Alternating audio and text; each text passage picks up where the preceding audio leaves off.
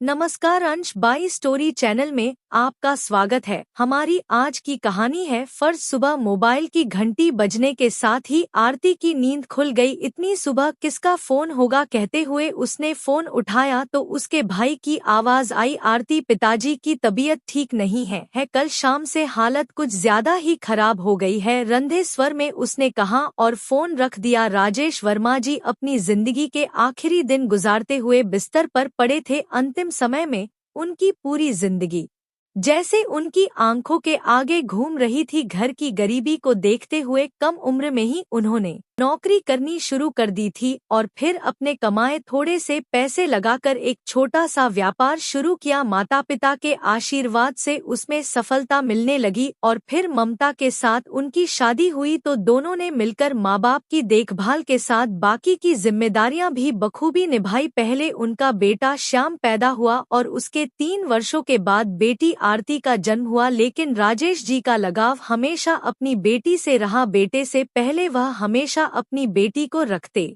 पढ़ाई में भी आरती बहुत अच्छी थी, जबकि सोनू हमेशा औसत नंबरों से ही पास होता था। उसे नालायक कहकर पुकारना पिता की आदत सी बन गई थी। बड़ी होकर आरती ने इंजीनियरिंग की पढ़ाई की और अपने पैरों पर खड़ी हो गई, जबकि सोनू ने पिता का बिजनेस आगे बढ़ाया। माता पिता ने बेटी को ससुराल विदा किया और बहू लेकर आए तो ऐसा लगा मानो गंगा नहा बैठे। समय अपनी रफ्तार से चलता रहा। करीब 4 वर्ष पहले उनकी पत्नी ममता उनका साथ छोड़कर स्वर्ग सिधार गई। सारी पुरानी यादें उनकी आंखों के सामने किसी चलचित्र की तरह घूमती जा रही थी। उनकी आंखों में नमी बरकरार थी। रमेश जी की हालत खराब जान उनके कुछ करीबी रिश्तेदार उनका हालचाल जानने आ गए थे। सामने दीवार पर टंगी घड़ी शाम के 3 बज रही थी। बेटा बहू और सभी रिश्तेदार उनके आसपास चिंतित हुए बैठे थे। पूरे घर में इतना सन्नाटा हुआ था कि एक सुई भी गिरती तो उसकी भी आवाज आती। आसपास पसरी खामोशी से रिश्तेदार उन्हें लगे थे। तभी अचानक एक बड़ी सी गाड़ी उनके घर के बाहर आकर रुकी और राजेश जी की बेटी आरती और उनका दामाद उस गाड़ी से निकलकर जल्दी से घर के अंदर पहुंचे। बेटा बहू पोता पोती और सगे संबंधी उनके बिस्तर के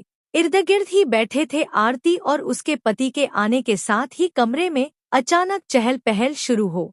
उसी का तो इंतजार था सभी लोगों को। बेटी को देखते ही राजेश जी की आंखों में एक चमक आ गई। आते ही आरती रोते हुए अपने पिता से लिपट गई तो दामाद ने भी पैर छूकर ससुर जी को प्रणाम किया। उसी समय वकील साहब कमरे के अंदर आए। सभी रिश्तेदारों की नजर उन पर ही टिकी हुई थी। वकील साहब ने वसीयत पढ़नी शुरू की। मैं राजेश वर्मा अपना यह मकान अपने बेटे बहू के नाम पर करता हूँ और मेरी दुकान और व्यवसाय पर भी केवल मेरे बेटे का हक होगा। मेरे बैंक अकाउंट में जितनी भी मेरी संपत्ति है उसका आधा हिस्सा मेरे बेटे बहू का होगा। उसमें से 1/4 हिस्सा मेरे पोता पोती का और 1/4 हिस्सा मैं अपनी बेटी आरती को देता हूँ।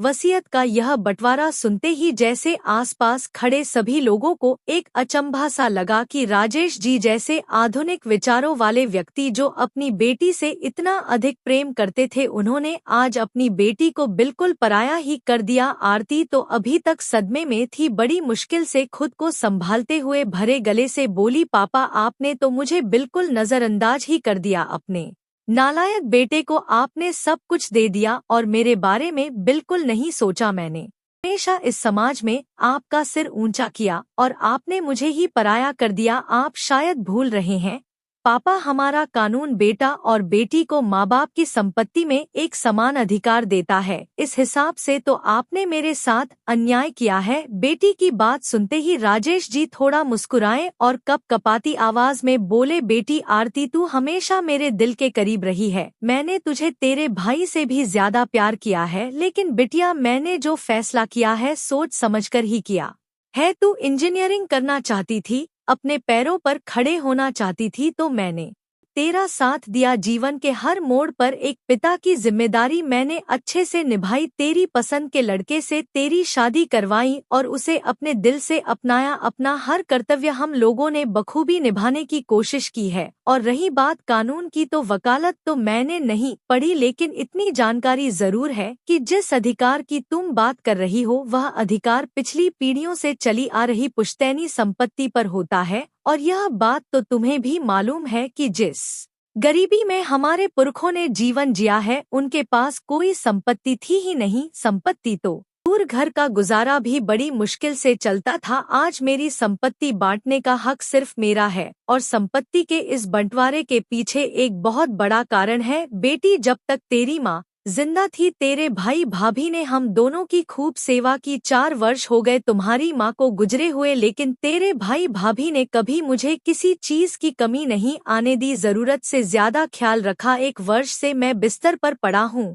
तेरी भाभी ने पौष्टिक खाना बनाकर खिलाने से लेकर मेरे गंदे कपड़े धोने तक सारे काम दौड़ दौड़ कर की चाहती, तो मेरी बहू आजकल की लड़ की तरह अपनी जिम्मेदारी से पल्ला झाड़ सकती थी। मेरी संपत्ति तो मेरे मरने के बाद उन्हें मिल ही जाती, लेकिन उसने ऐसा नहीं किया। और मेरा बेटा सोनू, जिसे मैं आज तक नालायक बोलता आया था, उस बेटे ने मेरी गंदगी तक साफ की है। रात रात तक बैठकर मेरी टांगे दबाता है, भोजन का एक एक निवाला मुझे अपने हाथों से खिलाता है। और यह मेरे दोनों पोता पोती, जो दिन भर मेरे आगे पीछे मंडराते हुए मेरा दिल लगाकर रखते हैं, दादू दादू करते नहीं थकते हैं। इतना प्यार करने वाला परिवार शायद किसी को मिलता होगा। कहते कहते उनकी आंखों से आंसू बहने लगे और फिर बोले, बेटी, अंतिम समय में तेरी माँ तुझे याद करती रही, तुझसे मिलने के लिए तड़पती रही। अरे, अगर कुछ दिन उसके पास रहकर उसकी सेवा नहीं कर सकती थी, तो कम से कम 1-2 घंटे के लिए मिलने तो आ सकती थी ना। लेकिन तुझसे इतना तक भी ना हुआ। माना कि शादी के बाद ससुराल की जिम्मेदारियां निभानी जरूरी होती हैं,